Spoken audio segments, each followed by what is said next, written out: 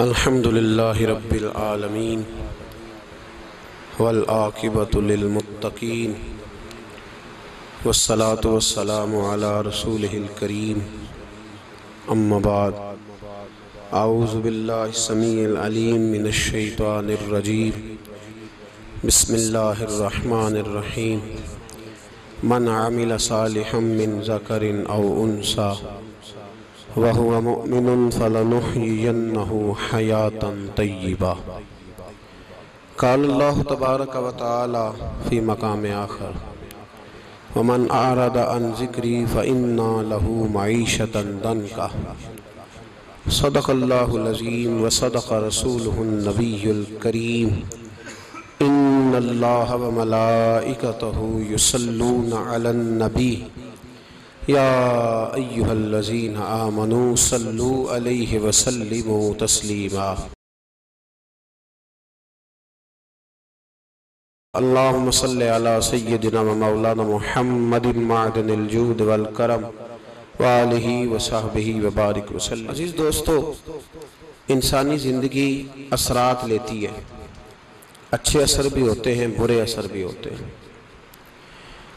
انسان کو موسم کا اثر بھی ہوتا ہے، انسان پر اس کے خاندان کا اثر بھی ہوتا ہے، انسان پر صحبت کا اثر بھی ہوتا ہے۔ بالکل اسی طرح انسان پر اس کی نیکی کا اثر بھی ہوتا ہے اور گناہوں کا اثر بھی ہوتا ہے۔ نیکی دل کو سکون دیتی ہے، گناہ انسان کو پریشان کر دیتے۔ نیکی اللہ کی رحمت کو متوجہ کرتی ہے۔ پھر حالت یہ ہوتی ہے کہ انسان اپنی ان پریشانیوں کا حل کہیں اور ڈھونڈتا پھرتا ہے، حالانکہ جب گناہوں کی بیماری لگے تو اس کی شفا توبہ میں ہوتی ہے، اس کا حل اللہ کے حضور معافی مانگنے میں ہوتا ہے، پہچاننے میں ہوتا ہے کہ مجھ سے کہاں غلطی ہو گئی، کس جگہ جا کے کمزوری میں نے دکھائی۔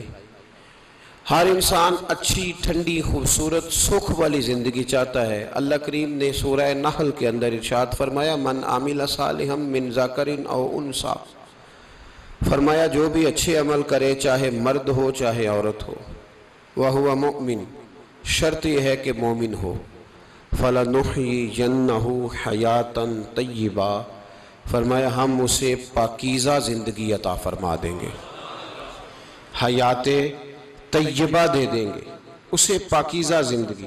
شرط کیا ہے؟ من عاملہ صالحہ، نیک عمل کرے۔ کون سے عمل کرے؟ اٹھنا بیٹھنا، کھانا پینا، چلنا سونا جاگنا محتاط ہو اس کا، وہ نیکی کرے۔ قرآن پاک کے لفظوں کے حسن پر غور فرمائیے گا، فرمایا فَلَنُحْيِيَنَّهُ حَيَاةً طَيِّبَةً، ہم ضرور اسے پاکیزہ زندگی عطا فرما دیں، صاف ستھری زندگی، معیاری زندگی، خوبصورت شب و روز، آئیڈیل زندگی جس کو لوگ کہیں گے، وہ والی زندگی اسے دیں۔ اور دوسرے مقام پر سورہ طٰہٰ کی آیت نمبر 124 میں فرمایا وَمَنْ أَعْرَضَ عَنْ ذِكْرِي، جو ہمارے ذکر سے منہ پھیرے گا، جو ہمارا کھا کے چہرہ کسی اور طرف کرے گا، جو چلے گا ہماری زمین پر لیکن توجہ کسی اور طرف ہوگی، آسمان کی چھت ہماری بنائی ہوئی لیکن اس کے خیالات کہیں اور ہوں گے، فَإِنَّ لَهُ مَعِيشَةً ضَنْكًا، فرمایا ہم اسے تنگ زندگانی عطا کر دیں گے، اس کی زندگی تنگ ہو جائے گی، اس کی معیشت تنگ ہو جائے گی۔ گناہ زندگی کو تنگ کر دیتے ہیں، نیکی زندگی میں آسانی پیدا کرتی ہے۔ آپ کو اگر زندگی میں سکون چاہیے ہو تو آپ کسی غریب کی خدمت کر کے دیکھیں، اللہ کتنا سکون عطا کرتا ہے۔ آپ بڑے پاورفل بھی ہیں، بڑے طاقتور بھی ہیں اور بڑے باوقار بھی ہیں، لیکن کسی کو گالی دے کے آپ کا دل کبھی ٹھنڈا نہیں ہوگا، تکلیف ہوگی، اس کے اندر آزمائش ہوگی۔ ڈاکٹر ریسرچ کرتے ہیں، ڈاکٹر وہ کہتے ہیں گناہ کرنے سے آدمی جسمانی طور پر کمزور ہوتا ہے، لیکن وہی عمل اگر وہ بطور نیکی کرتا ہے تو اللہ اس میں اسے قوت عطا فرماتا ہے، اسی عمل میں اللہ اسے قوت عطا کر دیتا ہے۔ میں صرف اشارہ دے رہا ہوں، اس بات کی تفصیل میں نہیں جانا چاہتا۔ میرے عزیز یہ یاد رکھیں کہ نیکی آپ کو سکون دے گی، نیکی آپ کو ٹھنڈا کرے گی۔ اللہ تبارک و تعالیٰ نے قوموں پہ عذاب نازل کیا، اور قرآن مجید فرقان حمید نے ان قوموں کے تذکرے بیان فرمائے۔ بھائی کس لیے بیان کیے؟ کہ ہم عبرت حاصل کریں، ہم یہ غور کر لیں کہ یہ کام ہم نے نہیں کرنا، اس کام سے ہم نے بچنا ہے، ہم نے غور کرنا ہے کہ یہ چیز ہمارے اندر۔ لوگ کہتے ہیں نہیں جی نہیں، ہم پہ یہ عذاب نہیں آئے گا، بالکل نہیں آئے گا، اس میں شک نہیں۔ پر اللہ نے بیان کس لیے کیا تھا؟ بیان کیا قرآن مجید معاذ اللہ کسی ایسی چیز کا بیان کرتا ہے جس کی ضرورت نہ ہو؟ قرآن پاک نے ایک ایک حرف ایسا بیان کیا جس کی مسلمان کو ضرورت تھی۔ قوم نوح کا ذکر فرمایا قرآن پاک نے۔ حضرت نوح علیہ السلام کی قوم کو حضرت نوح علیہ السلام نے 1500 سال سمجھایا ہے۔ 15، کچھ لوگوں نے 950 سال لکھا ہے نا، اعلیٰ حضرت نے لکھا ہے 1500 سال عمر ہوئی حضرت نوح علیہ السلام کی۔ اللہ تعالیٰ بندے کو جلدی سزا نہیں دیتا، بلکہ قرآن مجید میں ایک جگہ رب کریم اس طرح بھی فرماتا ہے کہ جب بندے مجھے بھول جاتے ہیں تو میں ان کے لیے نعمتوں کے دروازے کھول دیتا ہوں۔ بندہ سمجھتا ہے کہ میں کچھ تو ہے نا کہ میرے اندر، کہ میں جدھر جاتا ہوں خیر ہی خیر ہو جاتی ہے، وہ سمجھتا ہے کہ میری عقل ہے، حالانکہ اللہ اسے ڈھیل دیتا ہے۔ اللہ اسے ڈھیل دیتا ہے۔ گناہوں کی سزا کے 3 طریقے ہیں۔ ایک ہے متنبع کرنا، تنبیہ کرتا ہے اللہ، بندہ متنبع ہو جاتا ہے، یہ اللہ کا بہت بڑا احسان ہوتا ہے۔ ایک ہوتا ہے مہلت دینا، اور ایک تیسرا ہوتا ہے اللہ خفیہ تدبیر کرتا ہے۔ تھوڑا سا سمجھیے گا، انسان پر کوئی آزمائش آئی، فوراً اس کی چھٹی اس نے کہا کہ وہ فلاں جگہ غلطی کی تھی تب ایسا ہوا ہے۔ ہوتا ہے نا کئی دفعہ، آواز آتی ہے نا اندر سے، چلیں بول دیں کچھ نہیں ہوتا آپ کو، اللہ جانتا ہے یہاں کوئی کچھ نہیں کہے گا آپ کو، اور ہماری تو ویڈیو بھی نہیں گھومتی، یعنی خبر بھی نہیں ہو کہ کس نے ہاں کر دی کس نے نہ کر دی۔ آپ بغیر ٹینشن کے بات چیت کریں، آج کچھ نہیں ہوتا ہے انشاءاللہ تعالی۔ آتی ہے اندر سے آواز؟ میں آپ سے اس لیے ان چیزوں کی تصدیق کراتا ہوں کہ باقیوں کو بھی آتی ہے کہ نہیں، اس لیے تصدیق۔ کبھی کوئی کسی جگہ انسان پریشان ہوتا ہے تو محسوس کرتا ہے کہ وہاں مجھ سے ہوتا ہے نا جی، جس کو یہ نصیب ہو جائے بڑا خوش نصیب آدمی ہے۔ حضرت مولا علی فرماتے ہیں اگر تجھے دنیا میں سزا مل گئی تو بچ گیا ہے، سمجھ پھر اللہ کرم کرے گا، آخرت میں سزا نہیں دے گا۔ اور یہ یاد رکھ لے، وما اصابکم من مصیبت فبما کسبت ایدیکم ویعفو عن کثیر۔ اللہ فرماتا ہے دنیا میں تجھے جو بھی تکلیف پہنچتی ہے وہ تیرے ہاتھوں کے کرتوتوں کی وجہ سے پہنچتی ہے۔ ویعفو عن کثیر، فرمایا کثیر گناہ تو میں ویسے ہی معاف کر دیتا ہوں۔ یہ جو تیری زندگی میں دکھ ہے نا، یہ بھی میری قلیل سزائیں ہیں۔ یہ کثیر پر سزا، یہ قلیل ہے، قلیل یہ جو تمہاری زندگی میں تکلیفیں۔ انسان کو سزا ملتی۔ حضرت فضیل بن عیاض رحمۃ اللہ تعالی علیہ گھوڑے پہ بیٹھے تھے، گھوڑا شرارت کرنے لگ گیا، اچھلنے لگ گیا، کودنے لگ گیا، تو حضرت فضیل بن عیاض نیچے اترے، ایک کونے میں جا کے نماز کی نیت باندھ لی، 2 رکعت نماز پڑھی، پھر دیر تک استغفار پڑھتے رہے، روتے رہے، دعا کرتے رہے، واپس آئے۔ خادم عرض کرنے لگے حضور سمجھ نہیں آئی، گھوڑے نے تھوڑی سی شرارت کی، وہ بدکا ہے، آپ نے اس کو چھوڑا ہے اور چھوڑ کر کے آپ نماز میں لگ گئے۔ تو حضرت فضیل بن عیاض فرمانے لگے جب بندہ اللہ کی نافرمانی کرتا ہے نا تو جو چیزیں اس کی فرما بردار ہوتی ہیں وہ اس کی نافرمانی کرنے لگ جاتی۔ تو مجھے محسوس ہوا تھا کہ میں نے کہیں اللہ کی نافرمانی کی ہے، اس لیے ایسا ہوا ہے کہ میرے گھوڑے نے میری، تو میں توبہ کرنے لگا ہوں، اور اب دیکھتا ہوں بیٹھ کے بھلا کیا ہوتا ہے۔ میں نے سچی توبہ، حالانکہ مجھے یاد نہیں کہ میں کہاں بولا، پر کھری اور سچی توبہ کی۔ دوبارہ گھوڑے پہ بیٹھے تو گھوڑا بالکل صحیح ہو کے ساتھ چلنے لگ گیا۔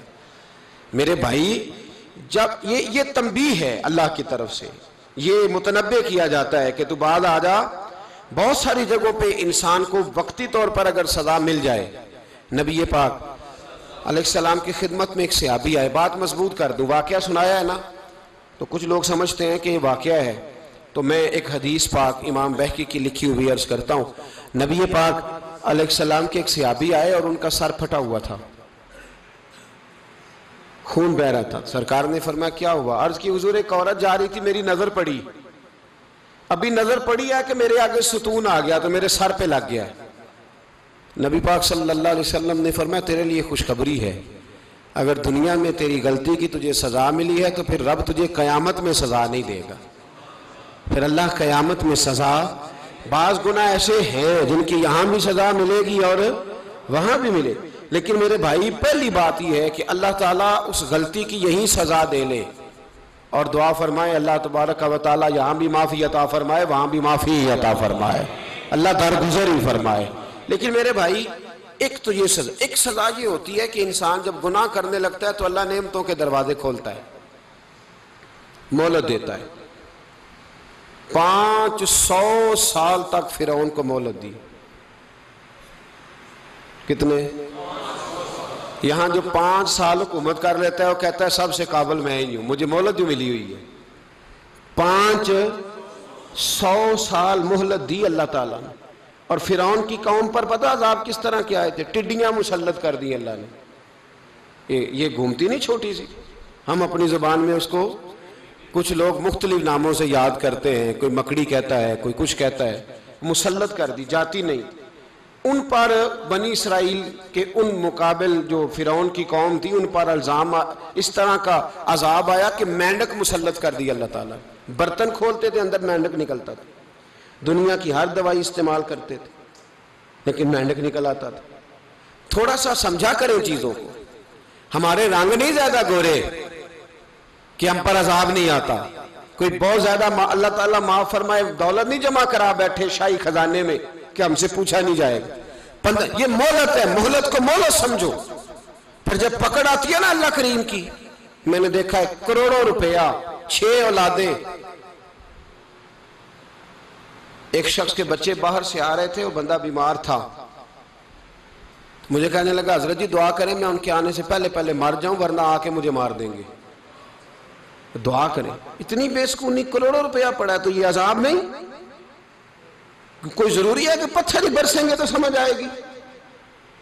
یہ جو سگا بیٹا بوڑھے باپ کے قریب سے گزر جاتا ہے سلام نہیں لیتا تو اس کو عذاب نہیں سمجھتے؟ یہ جو امت کی بیٹیاں، امت کی بچیاں، ہماری بچیاں ایک سال کے اندر 75 76 ہزار بچی ایک ڈویژن سے بھاگ کے شادی کر رہی ہے اور ایک صوبے سے، تو اس کو آپ اللہ کا عذاب نہیں سمجھتے؟ یہ معمولی بات ہے. نہیں ہمارے رنگ ہو رہے ہیں، ہم بڑے سمارٹ ہیں. 1500 سال مہلت دی نوح علیہ السلام کی قوم کو. کتنے سال؟ بول کے بتائیے، بول کے دوبارہ بولیے. 1500 سال. کوئی آدمی اپنی سمارٹنس پہ خوش نہ ہو جائے کہ 20 سال ہو گئے میں تو نافرمانی بھی کر رہا ہوں، روٹی بھی پک رہی ہے، میں تو حرام بھی کھا رہا ہوں پھر بھی سب ٹھیک ہے. 1500 سال مہلت دی. پھر حضرت نوح کہنے لگے اللہ میں نے تو بڑا سمجھایا نہیں باز آتے. تو رب کریم نے فرمایا کشتی بناؤ. اللہ کے پیغمبر کشتی بنانے لگے تو قوم مذاق اڑانے لگ گئی. اب کیا کرنے لگے ہو؟ اب کشتی بنانے لگے ہو، خیر تو ہے، قوم مذاق اڑا رہی ہے. حضرت نوح علیہ السلام کا آپ نے کشتی بنائی، پانی کہاں سے نکلا؟ نہ بارشیں ہوئی نہ سیلاب آئے. ایک تندور تھا اس کے اندر سے پانی نکلنا شروع ہو گیا. کبھی تندور سے بھی پانی نکلا ہے، پر جب نکالنے والا چاہتا ہے تو وہاں سے بھی ایک تندور سے پانی نکلا. اتنا نکلا کہ قوم ساری ڈوب گئی. قرآن مجید کے صفحات شہادت دیں گے کہ حضرت نوح کی قوم کا بچہ بہ گیا.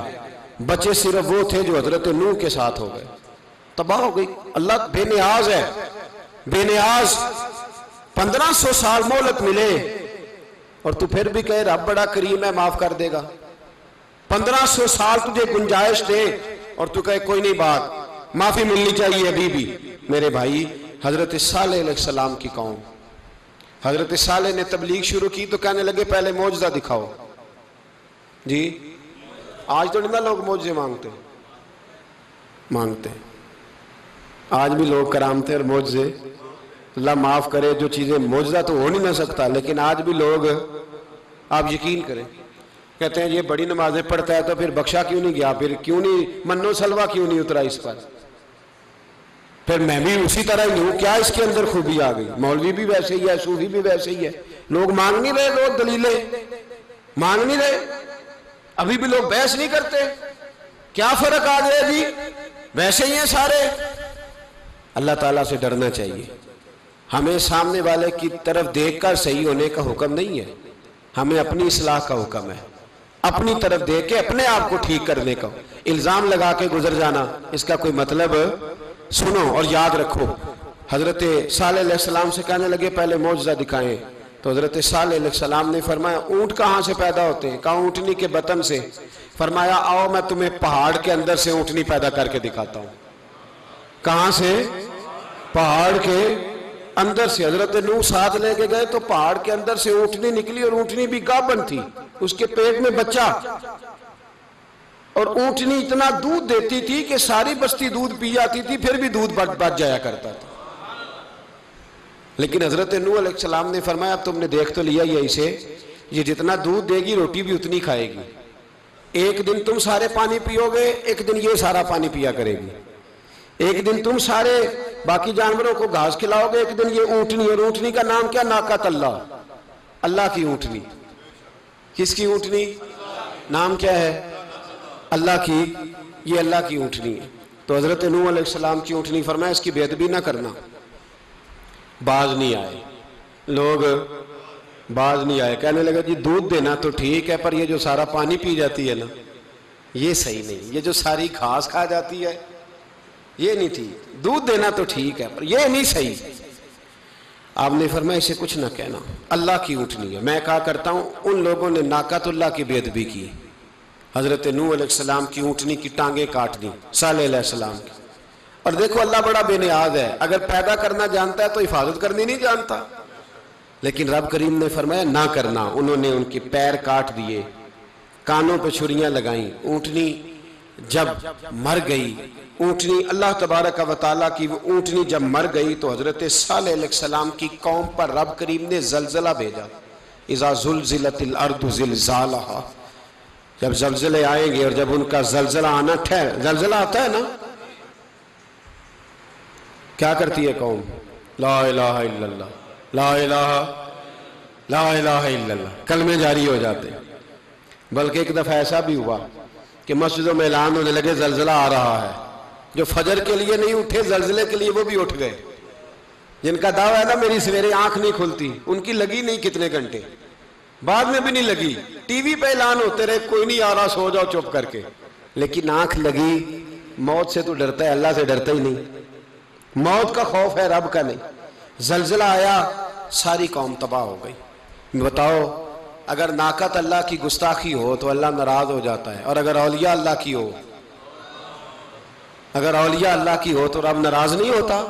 شرم نہیں آتی لوگوں کو داتا صاحب کی بے ادبی کرتے، شرم نہیں آتی لوگوں کو غوث اعظم کی گستاخی کرتے، حیا نہیں آتی جنہوں نے دین پھیلایا ان کی بے ادبی؟ میں درد سے کہتا ہوں، رو کے کہتا ہوں، اور اگر کلیجہ پھٹ سکے تو میں دکھاؤں زخم کتنے۔ ایک حج کے موقع پر ایک بابا جی، اس سال 4,80,000 روپے کا پرائیویٹ حج تھا، اور بابا جی کی کیفیت کمزور تھی، بیچارے بیمار تھے، اس کے باوجود وہ گئے۔ بوڑھے آدمی، جا کے بیٹھیے، بزرگ، اور کتنی مشکل ہے وہاں منا، مزدلفہ، عرفات، طواف زیارت، کتنا مشکل کام ہے طواف زیارت کرنا، طواف وداع کرنا۔ کس کٹھن سے حج کیا، بڑھاپے میں پیسے بھی لگائے، اور جب وہ روضہ رسول پہ گئے صلی اللہ، اور انہوں نے جا کے نبی پاک صلی اللہ علیہ وسلم کے روضے کی طرف منہ کر کے درود شریف پڑھا تو ایک ملا نے اٹھ کے کہہ دیا تو مشرک ہے۔ تو میری روح کانپی، میں نے کہا تجھے شرم نہیں آئی، حیا نہیں آئی؟ اس کی عمر دیکھ، کس بڑھاپے میں کہاں سے چلا، کہاں آیا۔ یہ مشرک ہوتا تو کسی مندر میں جاتا، یہ مشرک ہوتا تو کسی گرجے میں جاتا، یہ مشرک نہیں، یہ مومن ہے، اور یہ وہ والا مومن ہے جس کے سینے میں دل جب دھڑکتا ہے تو خالی دھڑکتا نہیں، ساتھ وہ محمد عربی پہ درود و سلام بھی پڑھتا ہے۔ شرم نہیں آتی لوگوں کو؟ اتنی بڑی گستاخی کرتے، جو روضہ رسول پہ آیا مشرک ہے۔ میں نے تو ایک مولوی کو صاف صاف کہا تھا، میں نے کہا اگر میں مشرک ہوں تو نکالو، مشرک کا داخلہ تو یہاں ویسے ہی منع ہے۔ شرم نہیں آتی؟ اپنی زبان کا ایک پاس کرو کچھ۔ اتنا ظلم، اتنی بڑی فرقہ واریت امت میں، اتنا امت کو تقسیم کرتے ہو، تمہیں شرم نہیں آتی؟ جہاں سے اتحاد کا پیغام دینا چاہیے وہاں سے تم لوگوں کو فرقے کا پیغام دیتے ہو، ایک مقصود فرقے کی تبلیغ کرتے ہو. خدا را تو میں کہہ رہا ہوں ناقت اللہ کی بے ادبی پہ عذاب آتا ہے تو اولیاء اللہ کی بے ادبی پہ نہیں آتا. داتا صاحب ساری زندگی تبلیغ کرتے رہے، ایک آدمی نے اٹھ کے کہہ دیا جناب وہ تو شرک کا اڈا ہے، تو رب کریم ناراض نہیں ہوتا ان باتوں سے؟ ہمیں خیال کرنا چاہیے، اللہ سے ڈرنا چاہیے. ان چیزوں سے عذاب آتا ہے اور آ رہا ہے. اللہ تعالی ہمیں محفوظ فرمائے. اللہ ہمیں اس سے، قوم لوط پہ بھی عذاب آیا. ہم جنس پرستی، مرد مردوں سے بدکاری کرتے. حضرت نوح نے سمجھایا کہ یہ کام درست فطرت کے خلاف ہے، یہ کام درست نہیں. جب انسان یہ کام کرتا ہے تو زمین اور آسمان کانپتے ہیں. اب میں کیسے کھول کے بتاؤں، میرے پاس اعداد و شمار ہیں کہ پاکستان کے اندر اس کام کی کیفیت کیا ہے اور کس طرح کر کے لوگ، میں تو رونا روتا رہتا ہوں داڑھی کا. لوگ کئی دفعہ کہتے ہیں حضرت صاحب پہلے بھی آئے تھے تو داڑھی کی بات، پھر بھی آئے تو داڑھی کی بات. تو میں رونا روتا ہوں، اس لیے روتا ہوں کہ جو کلین شیو نوجوان ہوتا ہے وہ امرد کے حکم میں ہے، اس پر وہی حکم لگتا ہے جو عورت پہ لگتا ہے. اس کے ساتھ مرد کا اٹھنا بیٹھنا اسی طرح ناجائز ہے جس طرح عورت کے ساتھ. حضرت جنید بغدادی رحمت اللہ تعالیٰ علیہ کے سامنے ایک شخص نے کہا وہ کتنا خوبصورت نوجوان جا رہا ہے، تو آپ فرمانے لگے تو حافظ قرآن نہیں؟ کہا ہاں. فرمانے لگے جا اپنے حفظ کی خیر بنا. وہ شخص کہتا ہے میں نے اس بغیر داڑھی والے کلین شیو نوجوان کو بری نظر سے دیکھا، مجھے قرآن پاک ہی بھول گیا، سارا قرآن پاک بھول گیا. اور کتنے سال میں دعائیں کرتا رہا، بیت اللہ کے طواف کرتا رہا، میں یاد بھی کرتا تو نہیں ہوتا. کیسے اب تو ہمارا نعت کہاں بیوٹی پارلر سے ہو کے آتا ہے، ہم کسی اور کو کیا پیغام دیں؟ وہ پیغام، وہ نظام، وہ طریقہ کار جس کا حکم تھا شریعت میں. قوم لوط پر عذاب آیا.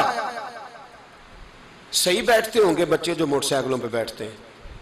میں نے گجرانوالہ کی سڑکوں پہ بچوں کو، نوجوانوں کو جو تماشے کرتے سرے عام دیکھا ہے تو مجھے ڈر لگتا ہے. اور کوئی روکنے والا نہیں، شغل ہو رہا ہے، ہنس رہے ہیں اور سامنے عورتیں بھی ہیں، سب ہو رہا ہے. کتنی تکلیف کی بات. حضرت نوح کی قوم یہ کام کرتی تھی، قرآن پاک نے بیان کیا ہے. حضرت نوح نے سمجھایا، فرمایا رب کریم نے تمہیں اپنی خواہش پوری کرنے کے لیے جائز طریقہ عطا فرمایا، عورتوں سے نکاح کرو، اور اس نکاح کی برکت سے جو اللہ تمہیں اولاد دے گا اس کو اللہ تبارک و تعالیٰ تمہارے لیے باعث بخشش بھی فرمائے گا. لیکن جب قوم نہ مانی تو جو قوم میں لوط کا عمل کرے اس کا علاج قرآن نے بیان فرمایا کہ آسمان سے پتھر برسیں گے. پھر پتھر برسے اور جن کے بڑے بڑے اچھے دماغ تھے ان کے دماغ چکنا چور کر دیے گئے، تباہ کر دیے گئے، ان کے دماغ زمین پر بچھاڑ دیا گیا. اللہ مہلت دیتا ہے لیکن اس کا مطلب یہ نہیں کہ انسان توبہ ہی نہ کرے. حضرت شعیب علیہ السلام کی قوم پر بھی عذاب آیا، اس لیے کہ بددیانتی کرتی تھی، ناپ تول میں کمی کرتی تھی. میں نے کہا تھا شب قدر کی رات کہ یہ کوئی تماشا ہے کہ شب رات آئی تو ساری رات روتے رہے یا اللہ معاف کر دے، یا اللہ معاف کر دے، رو رو کے چیخے مار مار روئے. شب قدر آئی تو پھر چیخے ماری، ساری رات روئے. تو جس بندے کا پروگرام ہی نہیں سویرے بدلنے کا، دکان پہ بیٹھ کے پھر وہی ناپ تول میں کمی، پھر وہ اللہ تعالیٰ معاف کرے. میں ایک مضمون پڑھ رہا تھا تو وہ فوڈ کے اسپیشل لوگ تمہیں لکھا تھا مہربانی کرو ملاوٹ ہی اچھی چیز کی کر لو، مرچ میں کیری تو نہ ملاؤ اینٹوں کی، وہ تو بیمار کرتی ہے، وہ تو خون کی آنتوں کو روک دیتی ہے. وہ کہنے لگا، اور وہ کہتا ہے میں تمہیں بتاتا ہوں کون کون سی چیز ملائی جا سکتی ہے، وہ ملا لو. خدا را اس قوم پہ رحم کرو، مہربانی. ایک دوست ہے ہمارے، میں وزیر آباد میں ان کے گھر بیٹھا تھا تو ایک میڈیکل، میرا کسی شخص پہ اعتراض کرنے کا میں مجموعی بات کرتا ہوں.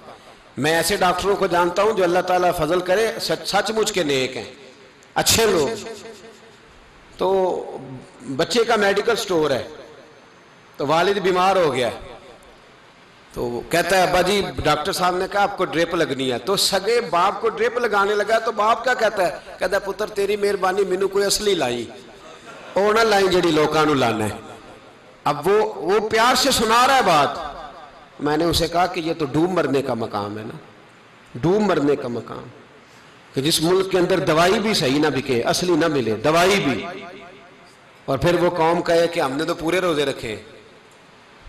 ہم نے تو بڑا صدقہ اور خیرات کیا، دوائی بھی اصل نہ ملے۔ جناب شعیب علیہ السلام کی قوم ناپ تول میں کمی کرتی تھی، تو اللہ تبارک و تعالیٰ نے ان پر بتا عذاب کس طرح کا بھیجا، شدید گرمی ہوئی۔ اللہ ہمیں محفوظ فرمائے، سارے آمین کہہ دیا۔ دیکھیں کتنا اچھا موسم کر دیا رب کریم، اللہ ہمیں محفوظ فرمائے، اللہ رحمت فرمائے۔ شدید گرمی کی لہر آئی، باہر اتنی گرمی ہوئی کہ لوگ اپنے گھروں میں گھس گئے۔ جس طرح سورج کی شعائیں گھروں کے اندر داخل ہو جاتی، اس طرح گرمی کی لہر اندر داخل ہوئی۔ اور جس طرح کسی کو آگ لگ جائے تو وہ آدمی اچھلتا کودتا ہے نا، اس طرح یہ لوگ اچھلنے لگے اور اچھل کود کے مر گئے۔ جرم کیا تھا؟ ناپ تول میں کمی کرتے۔ حضرت داؤد کی قوم بھی تباہ ہوئی، جرم کیا تھا؟ ہفتے والے دن مچھلیاں نہیں پکڑنی تو یہ پکڑتے تھے۔ حکم ہے نا مسلمان کو نماز کے ٹائم کوئی اور کام نہیں کرنا، نماز پڑھنی ہے۔ میرا خیال ہے مسلمان تو فٹافٹ آ جاتے ہیں، سارے ہی پہنچ جاتے ہیں نا مسجدوں میں۔ ہلکا ہلکا بول رہے ہیں آپ، کیوں نہیں پہنچتے؟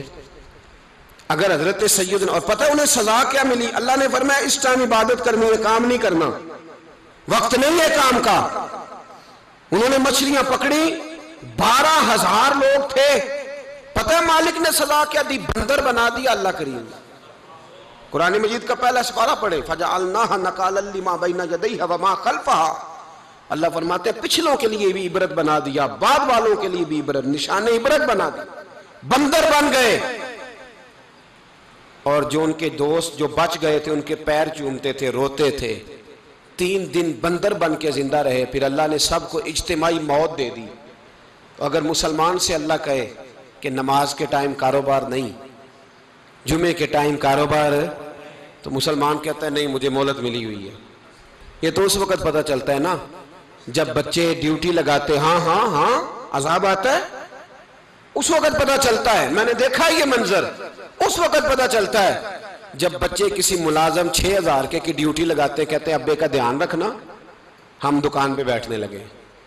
پھر اسے سمجھ آتی ہے اگر میں نماز کے ٹائم مسجد میں ہوتا تو آج میری اولاد میری خدمت پہ ہوتی۔ میں نماز کے ٹائم مسجد نہیں گیا تو بچوں نے 6,000 کا ملازم بٹھایا ہے، ابا جی کا خیال رکھ، ایک نرس بلائی ہے تو خیال رکھ۔ کدھر ہوتے ہیں مسلمان نماز کے ٹائم؟ ایک عیسائی نے اعتراض کیا ہے، سنیں، وہ کہتا ہے مجھے لگتا ہے مسلمانوں کے 3 خدا ہیں۔ مسلمان اڑ گیا، کہنے لگا نہیں ہمارا تو ایک ہے، کہا نہیں 3 ہے، معاذ اللہ استغفر اللہ، ہمارا ایک ہے۔ کہنے لگا نہیں میں ثابت کرتا ہوں، ایک تمہارا خدا 5 نمازوں کا ہے، ایک رمضان کا ہے، ایک عید کا ہے۔ لگتا ہے معاذ اللہ عید والا زیادہ تگڑا ہے، تم زیادہ آتے ہو۔ رمضان والا لگتا ہے اس سے کچھ کمزور ہے، تم تھوڑے آتے ہو۔ اور 5 نمازوں والا شاید سب سے کمزور ہے۔ بات عقل کی ہے کہ نہیں؟ اس نے اعتراض ٹھیک کیا تو مسلمان کو چاہیے نا خیال کرے۔ ایک یہودی نے لکھا تھا، اس نے کہا تھا جس دن مسلمانوں کی تعداد فجر کی نماز میں اتنی ہو گئی جس دن جتنی جمعے میں ہوتی ہے، اس دن نہ کوئی یہودی سازش کرے گا نہ کوئی عیسائی تلوار نکالے گا۔ شرط یہ ہے کہ یہ اسی طرح فجر پڑھنے آئیں جس طرح جمعہ پڑھنے آتے ہیں، تو پھر کوئی شخص بھی ان کو کسی جگہ شکست دے سکتا تو ہمارے گناہ ہمیں پریشان کرتے ہیں۔ یہ جتنی آزمائشیں ہیں ان کے پس منظر میں گناہ ہیں۔ ہماری زندگی کے اندر جتنی تکلیفیں، ہماری پریشانیوں کا سبب ہم خود ہیں۔ بہت ساری جگہوں پہ ہم غلطی کرتے ہیں، اس کی ہمیں سزا ملتی، غلطی کی سزا۔ ایک نوجوان نے مجھے بڑی گہری بات سنائی، میرا قریبی تعلق تھا، کہنے لگا گھر میں بڑا مسئلہ ہے، بڑی پریشانی ہے، ماں اور بیوی کا ماحول اتنا سخت ہو گیا ہے کہ نمٹ نہیں سکتا۔ آپ یقین کریں میں نے ڈیٹیل سے ساری چیز کو سٹڈی کیا، میرے پاس اتنا وقت نہیں ہوتا، پھر بھی میں نے اس فیملی کو پورا پڑھا تو غلطی نوجوان کی نکلی۔ نہ اس پہ اماں اعتبار کرتی ہے نہ بیوی اعتبار کرتی ہے۔ اس نے جھوٹ بول بول کے اس طرح کی ماحول پیدا کر دیا ہے کہ کوئی اس پر اعتماد کرنے کو تیار ہے۔ اگر آپ ناراض نہ ہو تو ایک بات کروں، پتہ ہے گھر میں ماحول کب خراب ہوتا ہے؟ باہر والے ہماری تقریر سنتے ہیں، گھر والے ہمارا عمل دیکھتے ہیں۔ جب وہ دیکھتے ہیں نا کہ یہ کس طرح کا شخص ہے، اس کے رویے، اس کا کردار، اس کا لب و لہجہ کتنا برا ہے اور یہ کردار کا کتنا کمزور ہے۔ اعلیٰ حضرت فرمایا کرتے تھے نیک وہ ہوتا ہے جس کی تنہائی صاف ستھری ہوتی ہے، اس لیے ماحول بگڑ جاتا ہے۔ یہ جو ہم کہتے ہیں نا میرے سجن بڑے بنتے ہیں پھر ٹوٹ جاتے ہیں، کچھ لوگ ایسے ہوتے ہیں جو ان کے پاس جاتا ہے انہی کا ہو جاتا ہے، وہ کہیں اور کے قابل کیوں بھلا؟ اس لیے کہ ان کے کردار میں ٹھنڈک دیکھتا ہے، ان کے لب و لہجے میں مٹھاس دیکھتا ہے، اس شخص میں اتنی خوبصورتی دیکھتا ہے کہ اسی کا بن جاتا ہے۔ حضرت ابراہیم بن ادم کے پاس ایک نوجوان آیا، کہنے لگا میں گناہ کرنا چاہتا ہوں۔ فرمانے لگا بالکل کر، اللہ کا دیا ہوا رزق کھانا چھوڑ دے اور گناہ کر۔ کہنے لگا یہ نہیں ہو سکتا۔ فرمانے لگے چل پھر اس طرح کر، رب کی زمین پہ نہ رہ، کسی اور کی زمین پہ چلا جا۔ کہنے لگا یہ بھی نہیں ہو سکتا۔ فرمانے لگے چل اللہ کی چھت سے نکل جا۔ کہنے لگا یہ بھی نہیں ہو سکتا، تو آپ رو پڑے۔ فرمانے لگے پھر جناب اسرائیل جب آئیں تو ان سے کہنا مجھے 2-3 سال کی مہلت دے دے، پچھلی میری گناہوں میں گزر گئی، میں ذرا 3 سال عبادت کر لوں۔ تو وہ شخص بھی رونے لگا، کہنے لگا حضور وہ مہلت نہیں دیتے، وہ جب لینے آتے ہیں تو پھر لے کے اللہ تعالیٰ نے جب انسان بنانا چاہا نا تو جناب جبریل کو کہا مٹی لے کے آ زمین سے۔ حضرت جبریل نے مٹی پہ ہاتھ ڈالا تو باقی کی مٹی رونے لگ گئی، اسے جدا نہ کر۔ تو جناب جبریل چھوڑ کے چلے گئے۔ حضرت میکائیل کو بھیجا مٹی لا، مٹی پہ ہاتھ ڈالا تو باقی کی مٹی رونے لگ گئی، چھوڑ کے چلے گئے۔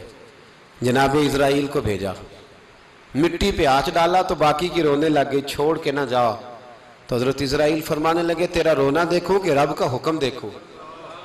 وہ لے گئے، جب پیش کی تو رب کریم نے فرمایا اسرائیل جان نکالنے کی ڈیوٹی بھی تیری، تو مٹی کو لے آنا، باقی مٹی روتی بھی رہے تو روتی رہے، جب میرا فیصلہ آ جائے تو پھر اس میں کوئی گنجائش، ہم کھاتے بھی اللہ کا ہیں، نافرمانی بھی اس کی کرتے، زمین پہ بھی اس کی چلتے ہیں، نافرمانی بھی اس کی کرتے، حکم کسی اور کا مانتے، چھت پہ رب کریم کی رہتے۔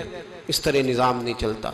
میرے بھائی یاد رکھ لو، گناہوں کی سزا ملے گی، زندگی تنگ ہو جائے، یہاں بھی آزمائش ہوگی اور وہاں بھی۔ میں نے درس پہ کہا تھا، پھر بات کہتا ہوں، یہ میں اپنے لیے کہہ رہا ہوں، توجہ ہے میری بات پر۔ دعا فرمایا کرے کہ جو کچھ ہم نظر آتے ہیں اللہ ہمیں ویسا بننے کی توفیق بھی عطا فرما۔ اللہ ویسا بننے کی، یہ مشکل معاملہ ہے، مشکل۔ دیکھیں نا ایک آدمی سیاستدان ہے، اس نے بڑے اچھے نعرے لگائے، انقلاب آ جائے گا، میں غریب کا بھلا کر دوں گا، میں یتیموں کے سر پہ ہاتھ رکھوں گا، میں مجبوروں کی مدد کروں گا، میں دکھیوں کی مدد کروں گا، مزدوروں کو۔ اس نے اچھے اچھے نعرے سکھائے، اچھا اس نے پیغام دیا، اندر اس کے یہ تھا کہ اقتدار ملے گا تو مرضی کروں گا۔ لوگ اس کے گرد بھی گئے، اس کی گاڑی کے پیچھے بھی بھاگے، لوگوں نے اس کے نعرے بھی لگوائے، جیب سے پیسے لگا کے اس کے پوسٹر بھی شائع کیے، لوگ اس کے گرویدہ ہو گئے، لوگوں نے پوری، اور میری قوم نے تو بیچاری نے کئی دفعہ دھوکے کھائے، جس نے نعرہ لگایا غریب اسی کے پیچھے مسیحا بن کے چل پڑا۔ آج دھوکہ دے لیا، لوگوں کو پیچھے لگا لیا۔ یہ بتاؤ اگر راز کھل جائے، اگر راز کھل جائے کہ یہ دھوکہ دے رہا ہے، یہ فریب کر رہا ہے، تو لوگ اس کا کیا حال کریں گے؟ یہ راز قیامت میں کھل جائے گا، قیامت میں یہ راز یہ کھل جائے گا، یہ دھوکے باز تھا۔ اذا زلزلت الارض زلزالہا، جب زلزلہ آئے گا جیسے اس کا آنا ٹھہرا، واخرجت الارض اثقالہا، زمین اپنے بوجھ باہر نکال دے گی۔ اس سے مراد کیا ہے کہ زمین پہ جو جرم ہوئے زمین بتا دے گی، باہر نکل آئے۔ وقال الانسان ما لہا، انسان کہے گا اسے کیا ہوا، یہ تو سب کچھ بتا رہی، بوجھ باہر نکال دے گی۔ ایک آدمی پیر طریقت بن کے بیٹھ گیا، جبہ کبہ پہن کے، بڑی پگڑی باندھ کے بیٹھ گیا، اچھی اچھی نیک باتیں بتانے لگا، لوگ اس کی دست بوسی کرنے لگے، ہاتھ چومنے لگے، پیچھے لگ گئے، خدمت کرنے لگے، جیب سے نذرانہ دینے لگے، اس کے نام پر لوگ اپنی جیب سے لنگر پکانے لگے، خانقاہ کی خدمت ہونے لگی، مہمان اس کے آتے، نوکری کوئی اور کرتا۔ میں نے کہا تھا شاید اپنے لیے کہہ رہا ہوں، ڈیوٹیاں لوگ کرنے لگے، حالات بدلنے لگے، لیکن اس کے اندر تو چور تھا، وہ تو دکاندار تھا، تو یہاں جو اس کے پیچھے لگے تھے وہ تو سچے تھے، انہیں تو اجر ملے گا، لیکن اس کا جب راز کھلے گا تو بڑی رسوائی ہوگی، اس کا جب راز کھلے گا تو بڑی۔ ایک میری طرح کا دیندار تھا، جو چہرے کا تو نیک تھا، اندر پتہ نہیں کیا کچھ تھا۔ ایک طوائف گزر رہی تھی، اس نے اس کو تبلیغ کر دی، کہنے لگا بس کر دے، سیانی بن جا۔ تو کسی دانشور میں لکھا ہے اس نے بڑا سخت جواب دیا، اس عورت نے کہنے لگی بابا میں تو جو ہوں وہ نظر بھی آ رہی ہوں، تو بتا جو تو نظر آتا ہے وہ تو ہے کہ نہیں؟ اس بندے نے چیخ ماری اور بے ہوش ہو کے گر پڑا۔ تو لوگوں نے کہا بابا آج کسی صوفی کا کلام سنا ہے جو بے ہوش ہو گیا؟ تو اس نے کہا نہیں، آج طوائف کی بات سنی ہے، طوائف کی۔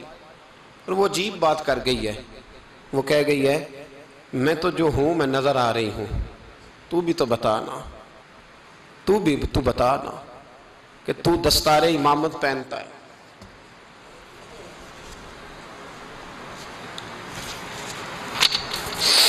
تو بتا تو جو کہلاتا ہے تو وہ ہے کہ نہیں؟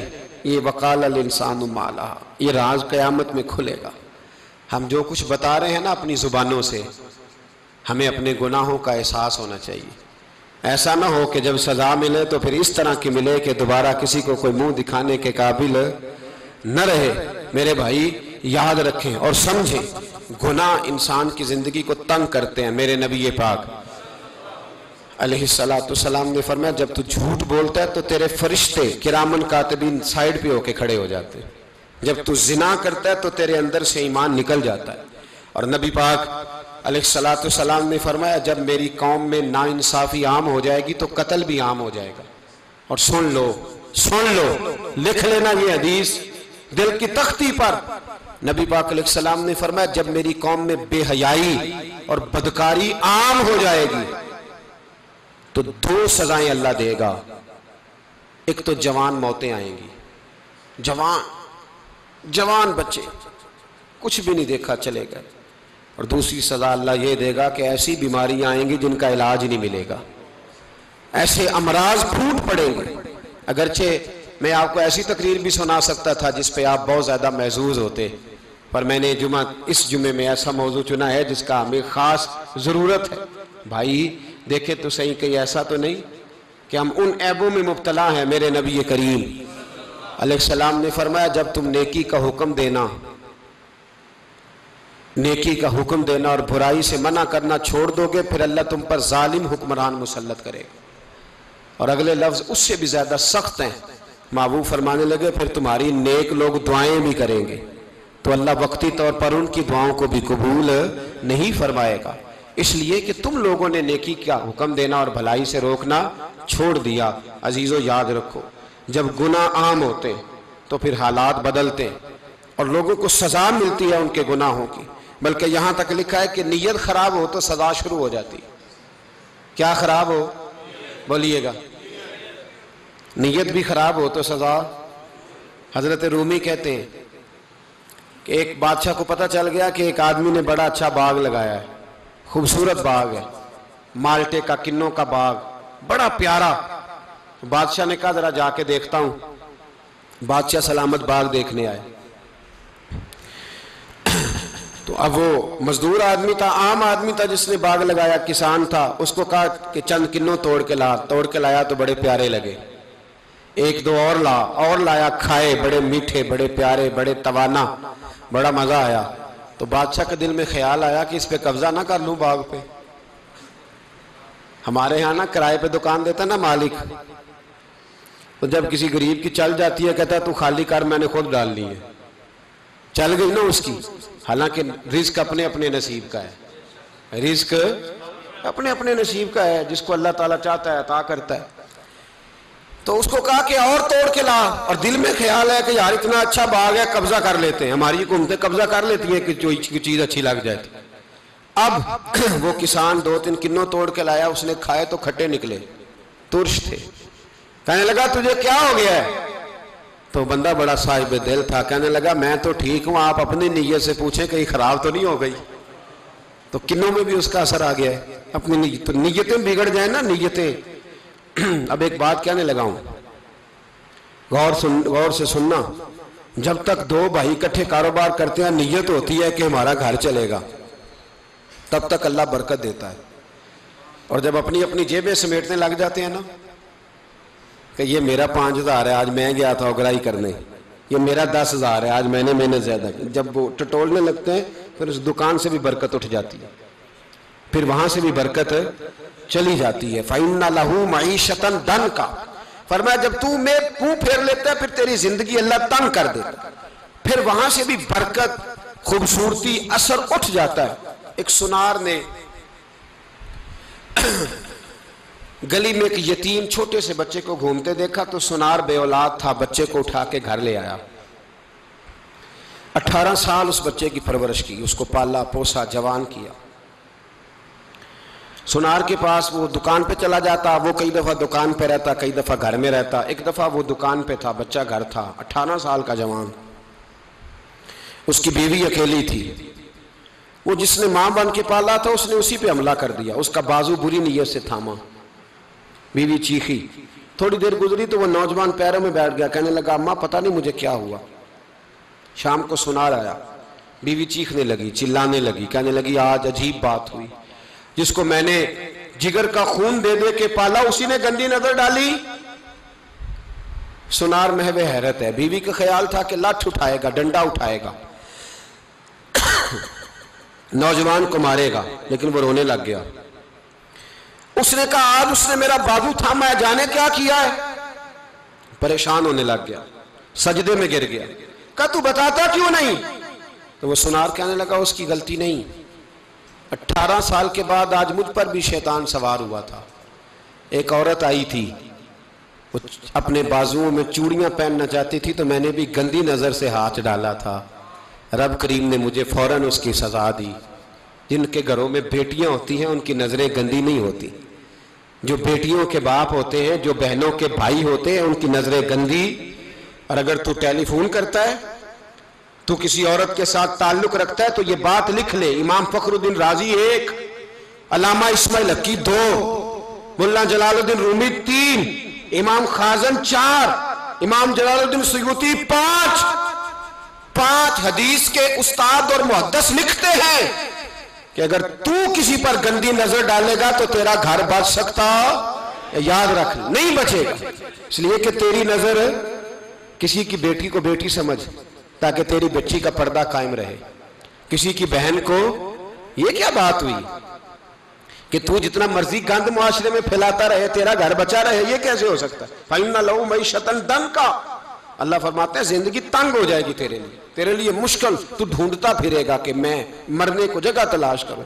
سچی توبہ کرے، کھری توبہ کرے، یہ گناہ انسان کو مجبور کر دیتے ہیں۔ حضرت عبداللہ بن مبارک رحمت اللہ تعالیٰ علیہ، ان کے سینکڑوں شاگرد تھے، ایک شاگرد کے انتقال کا وقت آیا تو گھر گئے ملنے، آپ کہتے ہیں میں نے زور لگا لیا پر اس کی زبان پر کلمہ جاری نہیں ہوا، میں اسے کہتا کلمہ پڑھ پر اس کی زبان پر جاری، اللہ اکبر، بہت بڑی نعمت ہے، دعا فرمائیں اللہ ایمان کی موت عطا فرمائے، ایمان کی موت دے اللہ کریم، ایمان کی موت دے۔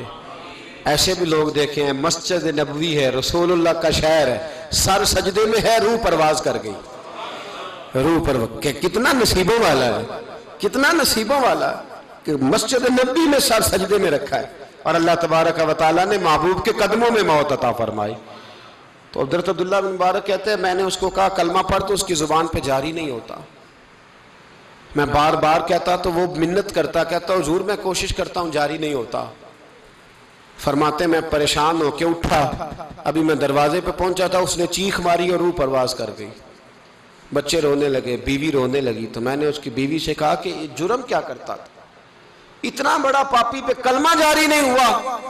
اس کی زوجہ کہنے لگی حضرت جی 2 گناہ تھے اس کے، ایک تو یہ شراب کا عادی تھا، روکتی تھی باز نہیں آتا تھا، اور دوسری بات یہ کہ یہ اپنی اماں کا نافرمان تھا، وہ 2 گلیاں چھوڑ کے رہتی ہے، یہ کبھی ملنے نہیں گیا تھا، اس بوڑھی کا کلیجہ اس کی طرف سے بڑی تکلیف میں تھا۔ تو حضرت عبداللہ بن مبارک کہنے لگے جا تو بھی دعا کر اور اس کی ماں کو بھی کہہ دعا کرے کہ یہاں تو یہ کلمہ نہیں اسے نصیب ہوا، اللہ کرے اللہ آخرت کی منزلیں اس کی بہتر فرما دے۔ میرے بھائی ایسے گناہ، حضرت مالک بن دینار نے توبہ کی انہوں نے، کس طرح؟ فرماتے میں نشے کا عادی تھا، کسی نے مجھے کہا کہ بطور دوائی شراب پی لو تو میں نے پی لی، نشے کا عادی تھا، شراب پیتا تھا۔ اللہ تعالیٰ نے بڑی منتوں اور کوششوں کے بعد، منتوں کے بعد ایک بیٹی عطا فرمائی، وہ بھی 2.5-3 سال کی ہوئی تو پردہ کر گئی۔ کہتے میں اس کی قبر پہ بیٹھ کے گھنٹوں روتا، شراب کا عادی تھا، ایک دن سویا تو خواب دیکھتا ہوں کہ میرے پیچھے ایک بڑا سانپ لگ گیا ہے، اور سانپ جب منہ کھولتا ہے تو انگارہ نکلتا ہے۔ میں پھر دعا کرتا ہوں اللہ ہمیں معاف فرمائے، اللہ ہم سے درگزر۔ میں کچھ قبرستانوں میں جاتا ہوں تو میں سانپ بچھو پھرتے ہوئے دیکھتا ہوں، اور ڈر آتا ہے کہ ہم یہاں آنے والے ہیں۔ یہ لوگ کہہ رہے ہیں کہ تمہاری تیاری ہے، کسی وقت بھی اعلان ہو جائے گا کہ چلو بھائی چلو، فلاں صاحب کا جنازہ ہے، اٹھو۔ لوگ کہتے ہیں جلدی کرو، اور ایک کونے میں ایک شخص یہ بھی کہتا ہے کہ دیگ بھی رکھ لو، مہمان بڑے جمع ہو گئے۔ اور ایک کونے میں لوگ یہ بھی کہتے ہیں کہ برف ٹھنڈی لے آؤ، لوگوں نے پانی بھی پینا ہے۔ پہلے اعلان ہوتا ہے کہ فلاں فوت ہو گیا، پھر اعلان ہوتا ہے جنازے کا ٹائم ہو گیا، پھر اعلان ہوتا ہے جنازہ اٹھایا جائے گا، اور پھر بات ختم ہو جاتی ہے۔ پھر کل من علیہ فان، پھر کوئی نہیں پوچھنے آتا، ختم ہو گئے، قصہ ہی ختم ہو گیا۔ ان لوگوں کی کہانی مٹ گئی، ختم ہو گئے، بڑے بڑے کج کلا، کوئی پوچھنے والا نہیں۔ موت کا راج ہے موت کا راج، موت راج کرتی ہے بس، اور کسی کا راج نہیں۔ وہ راج کرتی ہے، جدھر جاتی ہے اسی کا راج ہے، راج کر رہی ہے۔ تو حضرت مالک بن دینار کہتے ہیں قبرستان میں نے دیکھا، میں خواب دیکھتا ہوں بڑا اژدہا، اس کے منہ کے اندر آگ، میرا پیچھا کر رہا ہے۔ کہتے ہیں میں خواب دیکھ رہا ہوں، میں دوڑا، لیکن وہ اژدہا جب میں دوڑا تو میرے آگے آ کے کھڑا ہو گیا۔ میں مشرق کو دوڑا تو وہاں بھی آ گیا، مغرب کو دوڑا تو وہاں بھی آ گیا۔ جناب مالک بن دینار کہتے ہیں ایک بوڑھا شخص کمزور مجھے بچانے آیا، پر اس اژدہا نے پھونک ماری تو وہ بوڑھا آدمی دور جا گرا۔ کہتے ہیں میں چیختا تھا، چلاتا تھا، ایک پہاڑی پہ میں بھاگا گیا تو وہاں مجھے میری بیٹی ملی، مجھے فوت ہو گئی۔ وہ اس اژدہے کے آگے اس نے یوں ہاتھ کیا تو اژدہا پیچھے بھاگ گیا۔ میں نے بیٹی کو گود میں اٹھایا، میں نے کہا بیٹی یہ کون تھا؟ کہنے لگی ابا یہ تیرا برا عمل تھا، یہ تیرا برا عمل تھا، یہ تجھے کھا جاتا اگر میں نہ ہوتی۔ تو کہا یہ بوڑھا جو مجھے بچانے آیا یہ کون تھا؟ کہا یہ تیرا اچھا عمل تھا، پر کمزور بڑا تھا، تھوڑا تھا، یہ تیرے برے عمل کا مقابلہ کرنے کی ہمت نہیں رکھتا تھا۔ حضرت مالک بن دینار کہتے ہیں میری بیٹی نے خواب میں میری داڑھی پکڑ لی اور کہنے لگی ابا میں چاہتی ہوں تو صحیح ہو جا، ایسا نہ ہو کہ پھر تیرے پیچھے یہ اژدہا لگ جائے۔ حضرت مالک بن دینار کہتے ہیں جب میں سو کے اٹھا تو میری داڑھی آنسوؤں سے بھری ہوئی تھی، پھر اس کے بعد میں نے توبہ کی، اس طرح کی توبہ کی کہ پھر میں نے کوشش کی کہ دوبارہ میں اپنے رب کی نافرمانی نہ کروں۔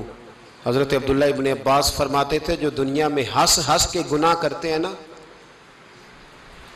ہنس ہنس کے، جھوٹ ہنس ہنس کے بولتے ہیں، ہنس ہنس کے لوگوں کی غیبت کرتے ہیں، فرمایا یہ جو تمہیں ہنس ہنس کے گناہ کرتے نظر آتے ہیں ان کا رونا قیامت میں دیکھا نہیں جائے گا، ان کے آنسو قیامت میں دیکھے نہیں جائے۔ جو ہنس ہنس کے گناہ کرتے یہ روئیں گے، فَلْيَضْحَكُوا قَلِيلًا وَلْيَبْكُوا كَثِيرًا، رب فرماتا ہے زیادہ رویا کرو کم ہنسا کرو۔ نبی پاک علیہ السلام روتے تو صحابہ کہتے حضور آپ اتنا کیوں روتے ہیں؟ تو محبوب فرماتے جو میں جانتا ہوں وہ تم نہیں جانتے۔ بھائیو قبروں میں اکیلے جانا ہے، کبھی غور کرنا، اکیلے کوئی بندہ ساتھ حساب دینے نہیں جائے گا۔ اماں بڑا پیار کرتی ہے لیکن قبر میں کبھی کوئی ماں بھی ساتھ دفن نہیں ہوتی، اپنا اپنا حساب دینا، مشکل وقت ہے، حساب کر لینا چاہیے، تیاری کر کے رکھنی چاہیے۔ گناہ اگر یہاں ہماری زندگی کو تنگ کریں گے تو وہاں بھی ہمارے لیے مشکلات پیدا کریں۔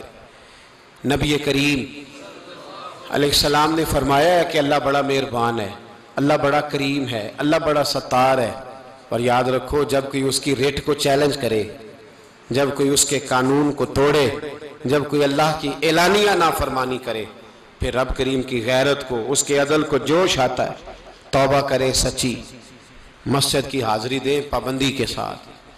میری آپ سے ہمیشہ یہ گزارش رہتی ہے کہ مسجد کی حاضری پابندی سے دیں۔ میں اپیل کرتا ہوں داڑھی رکھ لیں، یہ میرے نبی کا طریقہ ہے صلی اللہ تعالی علیہ۔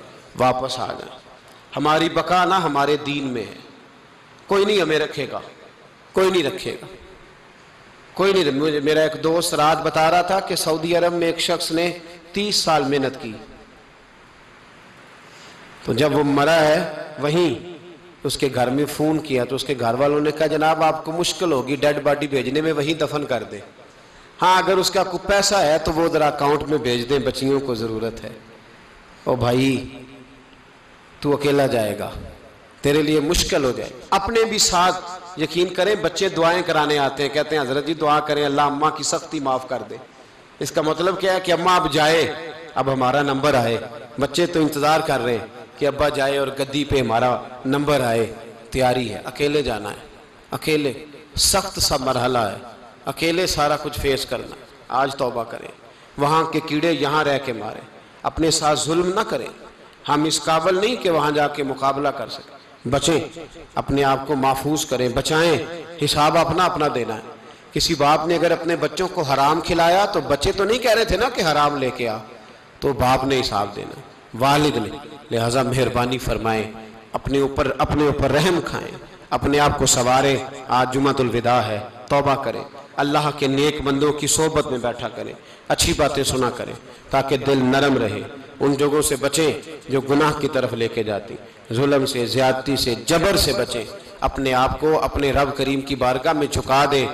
ہمارا کہیں اور گزارا نہیں، کوئی نہیں ہمیں پوچھے گا۔ اقبال رو پڑے آخری عمر میں، رو پڑے اور اللہ کی بارگاہ میں عرض کرنے لگے نہ جہاں میں کہیں بھی امان ملی، جو امان ملی تو کہاں ملی، میرے جرم خانہ خراب، تیرے عفو بندہ نواز میں، پناہ صرف اللہ رسول کی بارگاہ میں، باقی کوئی پناہ دینے کو تیار نہیں ہے۔